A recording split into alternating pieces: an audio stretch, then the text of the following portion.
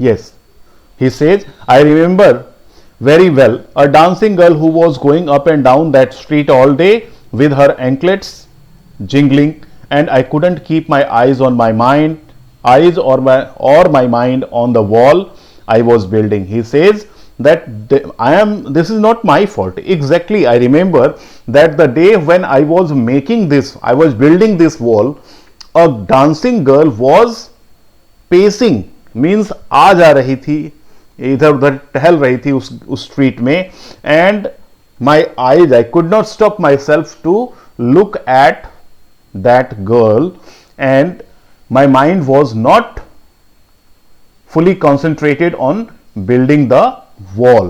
You must get the dancing girl. आपको उस dancing girl को पकड़ना चाहिए. I know where she lives. यानी कि उसने अपनी गलती किसके ऊपर डाल दी? एक डांसिंग गर्ल के ऊपर. उसने कहा कि आपको तो उस लड़की को पकड़ना चाहिए जिसकी वजह से मेरा ध्यान डिस्ट्रैक्ट हुआ, मेरा माइंड डिस्ट्रैक्ट हुआ और मैं दीवार को ठीक से नहीं बना पाया. You are right.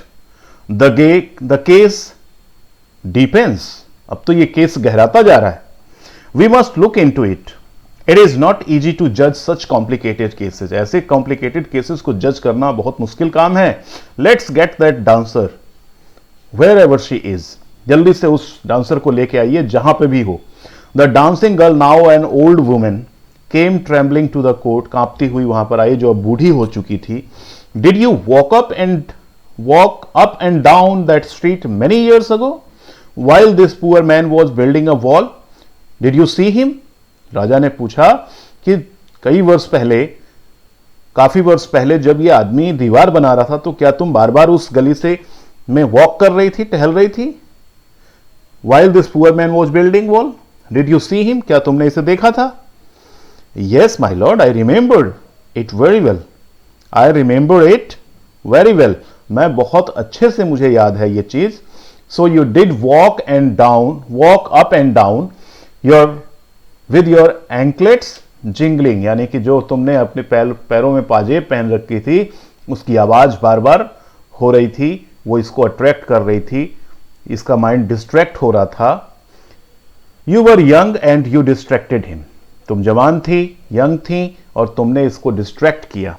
So he built a bad wall, जिसकी वजह से इसने एक खराब दीवार बनाई. It has fallen on a poor burglar and killed him. ये एक पुअर बर्गलर, सेंधमारी करने वाले के ऊपर गिर गई और वो मर गया. You have killed an innocent man, you will have to be punished. तुम्हें सजा मिलेगी. She thought for a minute and said, my lord wait, I know now why I was walking up and down that street. मुझे अच्छे तरीके से याद है, मैं बता सकती हूं कि मैं क्यों उस गली में बार बार आ जा रही थी, टहल रही थी. I had given some gold to goldsmith to make some jewellery for me. Exactly उसने बताया, उस लेडी ने बताया कि मैंने कुछ सोना दे रखा था सुनार को, गोल्डस्मिथ को, मेरे लिए ज्वेलरी बनाने के लिए. But he was a lazy scoundrel. लेकिन वो बहुत बदमाश था, बहुत लेजी था. He made so many excuses. उसने बहुत सारे एक्सक्यूजेज बनाए, बहाने बनाए. Said he would give it now and he would give it then. उसने कहा अब दे दूंगा, तब दे दूंगा. ऐसा करके वो बार बार मुझे टालता रहा. And so on all day. और पूरे दिन ऐसा होता रहा. He made me walk up and down to his house a dozen times. दर्जनों बार उसने मुझे उस गली के चक्कर कटवाए. That was when this bricklayer saw me. ये उस समय था जब ब्रिकलेयर ने मुझे देखा. It's not my fault my lord, it's the damned goldsmith fault.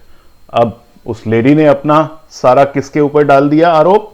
Goldsmith के ऊपर. उसने कहा कि वो गोल्डस्मिथ का फॉल्ट है, मेरा फॉल्ट नहीं है इसमें. Poor thing, she is absolutely right. King says that poor thing, she is absolutely right. Thought the king, weighing the evidence. Weighing the मतलब अपने जितने evidences थे उस पे उसको सारी चीजों पर विचार करने के बाद उसने कहा कि she is absolutely right. We have got the real culprit at last. चलो लास्ट में हमें कल्प्रिट का मतलब जो दोषी है उसको हमने पकड़ ही लिया। Get the goldsmith wherever he is hiding at once, means he ordered his people get that goldsmith wherever he is hiding, जहां भी छुपा हुआ है, एंड एट वंस तुरंत the king's bailiffs searched for the goldsmith who was hiding in a corner of his shop। मतलब राजा के लोगों ने क्या किया, उस गोल्डस्मिथ को ढूंढ निकाला जो अपनी दुकान के एक कोने में छुप के बैठा था। When he heard the accusation against him, he had his own story to tell। Accusation means आरोप जो उसके ऊपर लगे, जब उसने उसके बारे में सुना तो उसके पास तो एक अलग ही स्टोरी थी। What he said, my lord, he said, I am a poor goldsmith। मैं तो एक बेचारा गरीब गोल्डस्मिथ हूं। It's true I made this dancer come many times to my door, means it's true that I made excuses many times this lady came to my door। I gave her excuses because I couldn't finish making her jewelry before I finished the rich merchant's order। मैंने इसको ऐसा इसलिए किया क्योंकि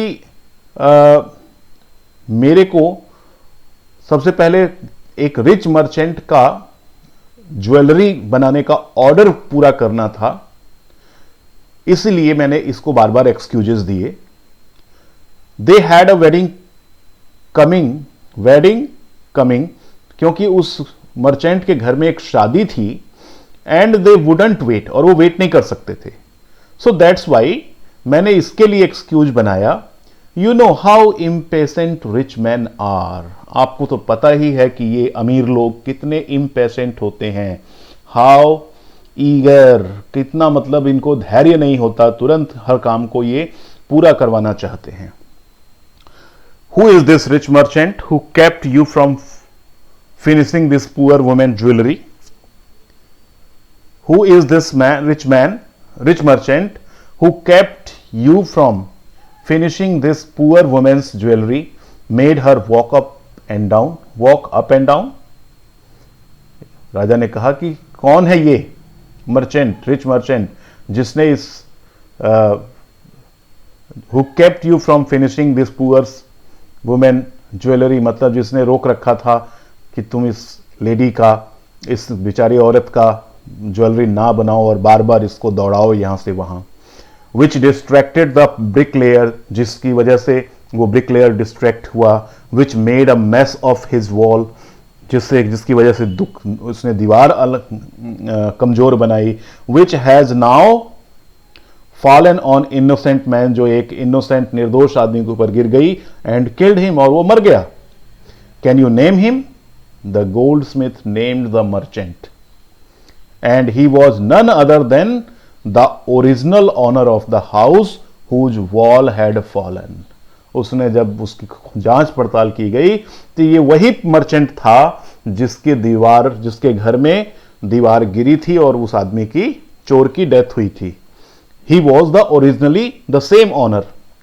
Now justice has come full circle, thought the king. King ने कहा कि अब जो जस्टिस का सर्कल है वो पूरा हो गया। बैक टू द मर्चेंट, वापस ये मर्चेंट पर आ गया, मर्चेंट से शुरू हुआ और मर्चेंट पे ही आ गया। When he was rudely summoned back to the court, he arrived crying, it wasn't me but my father who ordered the jewellery. जब उस रिच मर्चेंट ने ये सुना तो वो बेचारा रोता हुआ चिल्लाता हुआ आया कि साहब, महाराज, वो मैं नहीं था, it was my father, I am innocent और माई फादर इज डेड। अब वो मेरे फादर जिंदा नहीं है। तो अभी तक आपने देखा कि किस तरीके से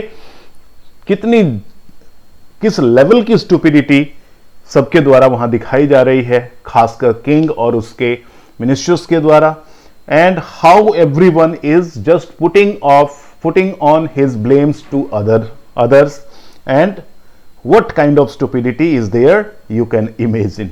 So next we will complete in the next video.